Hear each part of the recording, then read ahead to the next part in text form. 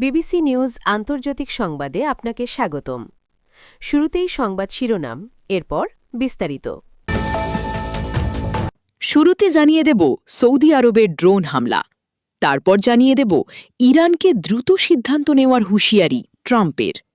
এখন জানিয়ে দেব ইসরায়েলের 5 কর্মকর্তার বিরুদ্ধে আইসিসির গোপন গ্রেপ্তারি পরোয়ানা এবং সর্বশেষ জানিয়ে দেব আইএস নেতা হত্যার অভিযানে যুক্তরাষ্ট্রের সেনা ছিল না, নাইজেরিয়া।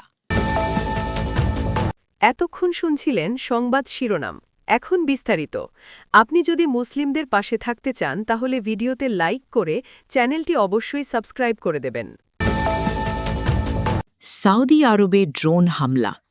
সৌদি আরবে ড্রোন হামলা হয়েছে, তবে হামলাটি ব্যর্থ করে দিয়েছে দেশটির বাহিনী।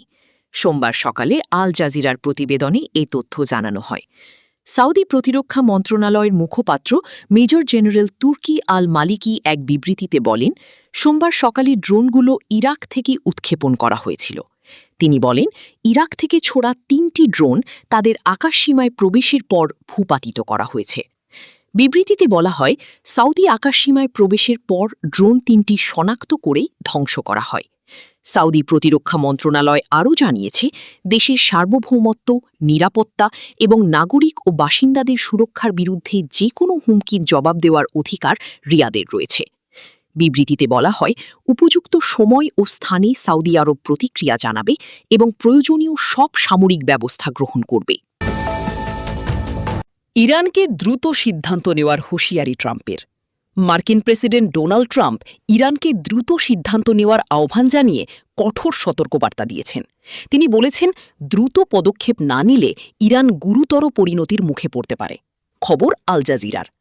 রোববার নিজের সামাজিক যোগাযোগ মাধ্যম ট্রুথ সোশ্যালে দেওয়া এক পোস্টে ট্রাম্প লেখেন, ইরানের জন্য সময় দ্রুত ফুরিয়ে আসছে। তাদের দ্রুত এগোতে হবে, না হলে তাদের কিছুই অবশিষ্ট থাকবে না। সময় অত্যন্ত গুরুত্বপূর্ণ। ট্রাম্পের এই মন্তব্য এমন সময় এলো যখন ইরানকে ঘিরে মধ্যপ্রাচ্যে উত্তেজনা অব্যাহত রয়েছে এবং যুদ্ধবিরতি টিকে থাকা নিয়ে অনিশ্চয়তা তৈরি হয়েছে। এদিকে সংযুক্ত আরব আমিরাতের প্রেসিডেন্টের উপদেষ্টা আনোয়ার গার্গাস দেশটির পারমাণবিক বিদ্যুৎ কেন্দ্র লক্ষ্য করে চালানো হামলার তীব্র নিন্দা জানিয়েছেন। পাশাপাশি তিনি হুঁশিয়ারি উচ্চারণ করেন। আনোয়ার গার্গাস একে সন্ত্রাসী হামলা হিসেবে উল্লেখ করে বলেন, এই হামলা আন্তর্জাতিক আইন ও নীতিমালার স্পষ্ট লঙ্ঘন এবং এটি অত্যন্ত বিপজ্জনক পরিস্থিতি তৈরি করেছে। তবে এখন পর্যন্ত হামলার জন্য কাকে দায়ী করা হচ্ছে সে বিষয়ে আনুষ্ঠানিকভাবে কিছু জানায়নি আমিরাত সরকার। এর আগে দেশটির প্রতিরক্ষা মন্ত্রণালয় জানিয়েছিল, হামলায় ব্যবহৃত ড্রোনগুলো পশ্চিম সীমান্ত দিক থেকে প্রবেশ করেছিল। ইসরায়েলের 5 কর্মকর্তার বিরুদ্ধে আইসিসির গোপন গ্রেফতারি পরোয়ানা। আন্তর্জাতিক অপরাধ আদালত আইসিসি ইসরায়েলের 5 কর্মকর্তার বিরুদ্ধে গোপনে গ্রেফতারি পরোয়ানা জারি করেছে বলে জানা গেছে। রোববার 17 মে প্রেস টিভির প্রকাশিত এক প্রতিবেদনে বলা হয়, অভিযুক্তদের মধ্যে 3 জন রাজনীতিবিদ ও 2 জন সামরিক কর্মকর্তা রয়েছেন। তবে পরোয়ানাগুলো ঠিক কবে জারি করা হয়েছে তা স্পষ্ট নয়। আইসিসি অনেক সময় প্রথমে গোপনে গ্রেফতারি পরোয়ানা জারি করে পরে তা প্রকাশ করে থাকে। এ বিষয়ে তাৎক্ষণিকভাবে আইসিসির পক্ষ থেকে কোনো আনুষ্ঠানিক মন্তব্য পাওয়া যায়নি। এর আগে 2024 সালের নভেম্বরে গাজায় যুদ্ধাপরাধ ও মানবতাবিরোধী অপরাধের অভিযোগে ইসরায়েলের প্রধানমন্ত্রী বেনিয়ামিন নেতানিয়াহু এবং সাবেক প্রতিরক্ষামন্ত্রী ইয়োভ গ্যালেন্টের বিরুদ্ধে গ্রেফতারি পরোয়ানা জারি করেছিল আইসিসি। গাজায় সম্ভাব্য যুদ্ধাপরাধ তদন্ত শুরু করার পর থেকেই আইসিসিকে বিভিন্ন ধরনের চাপ ও হুমকির মুখে পড়তে হয়েছে বলে প্রতিবেদনে দাবি করা হয়েছে।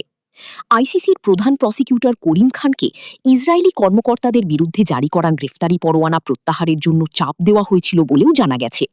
অন্যথায় তাঁকে এবং আইসিসিকে ধ্বংস করা হবে বলে হুঁশিয়ারি দেওয়া হয়। উল্লেখ্য, 2023 সালের অক্টোবর থেকে গাজায় ইসরায়েলের সামরিক অভিযানে এখন পর্যন্ত 72,000-এর বেশি মানুষ নিহত হয়েছেন বলে প্রতিবেদনে উল্লেখ করা হয়েছে। নিহতদের বেশিরভাগই নারী ও শিশু। এছাড়া আহত হয়েছেন আরও প্রায় 1,72,000 মানুষ। আইএস নেতা হত্যার অভিযানে যুক্তরাষ্ট্রের সেনা ছিল না, নাইজেরিয়া। নাইজেরিয়ার সামরিক বাহিনী জানিয়েছে, আইএসের শীর্ষ নেতা আবু বিলাল আল মিনুকিকে হত্যার অভিযানে কোনো মার্কিন সেনা সরাসরি অংশ নেয়নি। যদিও এর আগে মার্কিন প্রেসিডেন্ট ডোনাল্ড ট্রাম্প দাবি করেছিলেন, যুক্তরাষ্ট্র ও নাইজেরিয়ার যৌথ অভিযানে ওই আইএস নেতা নিহত হয়েছেন। নাইজেরিয়ার রাষ্ট্রীয় সংবাদ মাধ্যম এনএনের বরাতে দেশটির ডিফেন্স মিডিয়া অপারেশনের পরিচালক মেজর জেনারেল মাইকেল ওনোজা বলেন, যুক্তরাষ্ট্র কেবল গোয়েন্দা তথ্য, নজরদারি ও কারিগরি সহায়তা দিয়েছে, তবে স্থল অভিযানে মার্কিন সেনারা অংশ নেয়নি।